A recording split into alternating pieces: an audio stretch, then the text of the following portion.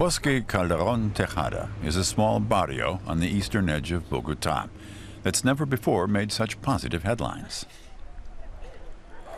But now, something unusual is going on here. Clean water flows into this ravine with no trash lying around, and where nature can come into its own again. Nothing special. It is if you know how the ravine used to look. Sofia Lopez grew up here.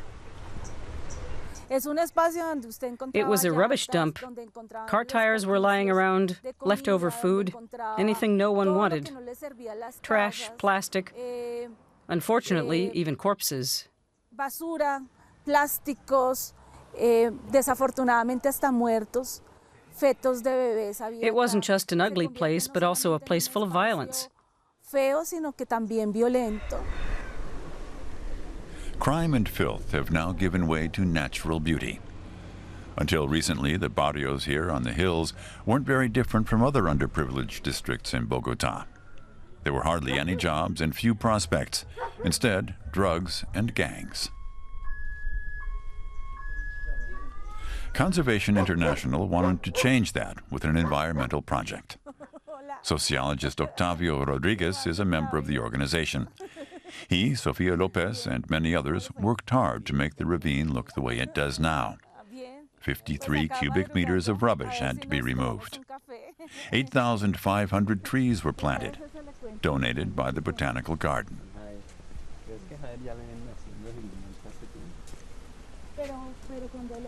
But it all would have been pointless if the people who live here had been neglected. Take these men, for example. Many of them are former criminals. Edwin Tapasco Para served 6 years in prison for drug trafficking. Now he and others from the neighborhood are employed to maintain the ravine. They keep the brooks clean, cut the grass, and take care of the trees.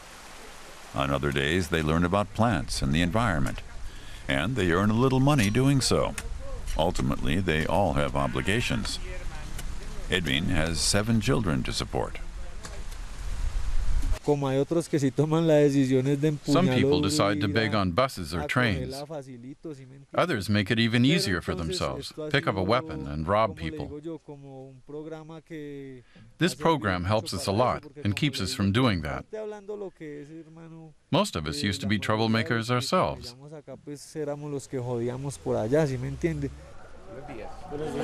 Tourists and visitors have now returned to the area to marvel at the ravine. The sound of rushing water instead of traffic, and the scent of flowers instead of decay. Wildlife is flourishing.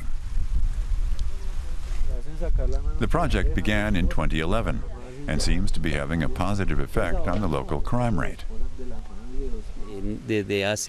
For a month and a half, not one crime has been registered here. The people monitor themselves. They love their barrio again, and now want to have control of it and over the ravine. That's very important. Danilo Ochoa is one of the people who wanted to reclaim his life and the environment. Long ago, he decided there was more to life than gangs and drugs. Since then, he's been a street artist. He's a role model for many people and also a poster boy for the environmental project. By evening, his mural is finished.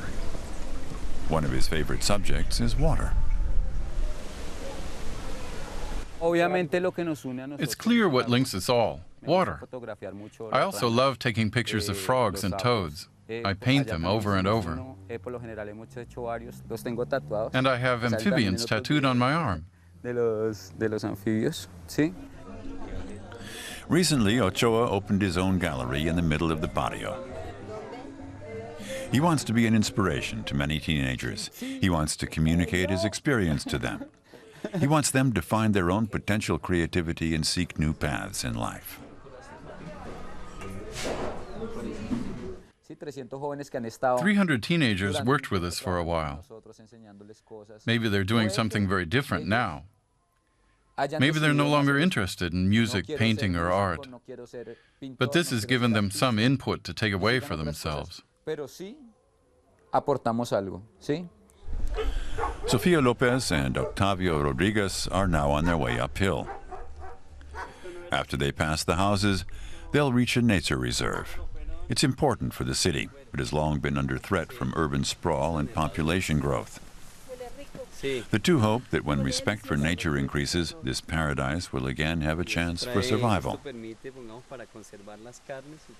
The first indications are there. Some plants are already reclaiming their space.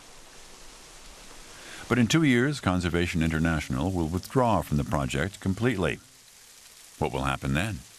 This project is designed to perpetuate itself.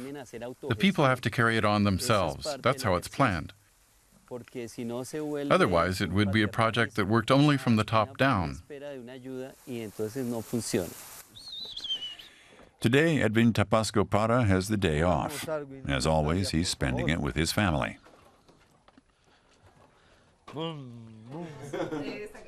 One thing he's sure of, he never wants to go back to prison. And he's prepared to do a lot. He already has a plan for a business for the time after the project ends and stops paying him. The idea is to organize trash collection in our barrio. We'll put up containers where people usually throw rubbish on the ground. We know where those places are. That's more than just a glimmer of hope. It's good for the environment and just what the conservationists want. Their help is also needed elsewhere. Bogotá has many other ravines like this one in Bosque Calderón Tejada. Down there is a creek.